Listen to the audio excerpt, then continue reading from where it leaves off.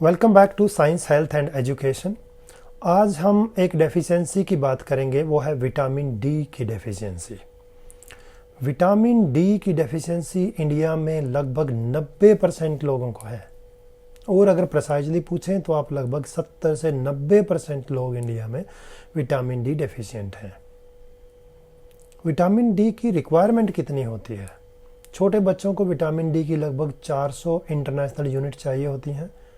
बड़े बच्चों को या अडल्ट्स को लगभग 500-600 इंटरनेशनल यूनिट्स चाहिए होती हैं, एंड ग्रोन अप अडल्ट्स को लगभग 700 से 800 इंटरनेशनल यूनिट्स विटामिन डी की चाहिए होती हैं। विटामिन डी की डेफिशिएंसी से कौन कौन सी बीमारियां होती हैं?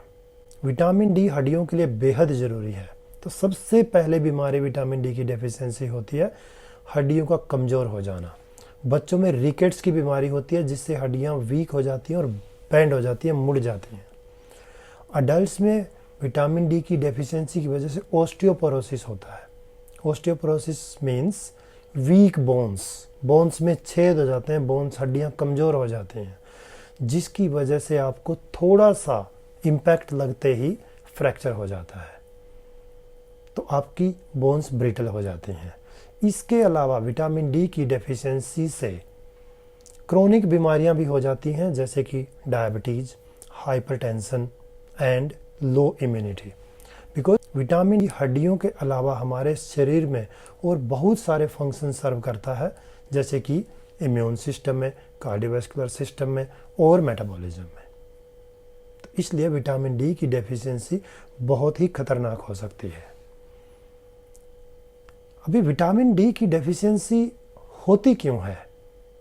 इसके बहुत सारे कारण हैं, जैसे कि इंडिया में इतनी सनशाइन है। इंडिया एक ऐसा कंट्री नहीं है जहाँ पे सनलाइट की कमी है। इंडिया में सनलाइट बहुत है, there is ample sunlight around, लेकिन फिर भी विटामिन डी की डेफिशिएंसी होती है। इसके पीछे क्या रीजंस है? Number 1, modern lifestyle.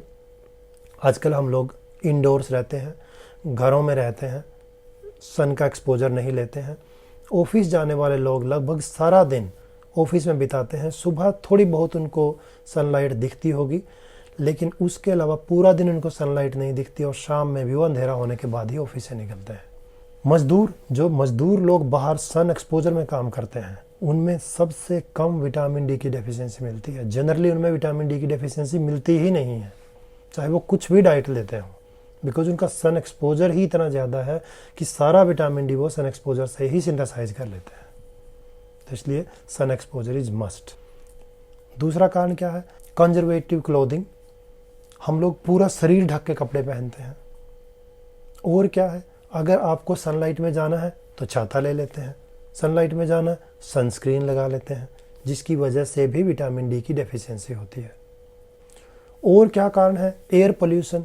Vitamin D को सिंथेसाइज करने के लिए हमारी स्किन को ultraviolet B type radiations चाहिए होती हैं, जो सन से आती हैं, लेकिन पोल्यूशन के चलते वो भी प्रॉपर एक्सपोजर नहीं हो पाता इंडिया में। इसके अलावा डाइट, वेजिटेरियन डाइट से भी विटामिन डी की डेफिशिएंसी होती है, बिकॉज विटामिन डी बहुत सारे नॉन वेजिटेरियन फूड्स में मिलता है, जैसे कि फैटी फिश, इसमें विटामिन डी खूब होता है। अभी सवाल है कि विटामिन डी की डेफिशिएंसी को कैसे ठीक किया जाए। विटामिन डी की डेफिशिएंसी को ठीक करने का सबसे बढ़िया तरीका है सन एक्सपोजर लेना। सन एक्सपोजर का मतलब ये नहीं है कि आप दिन में 1 बजे कपड़े उतार के सन के नीचे बैठ जाएं, नो। सन एक्सपोजर से मतलब आप सुबह शाम थोड़ा बहुत, जब माइल्ड सन होता है तब सन एक्सपोजर जरूर लें विद मिनिमम क्लॉथ्स।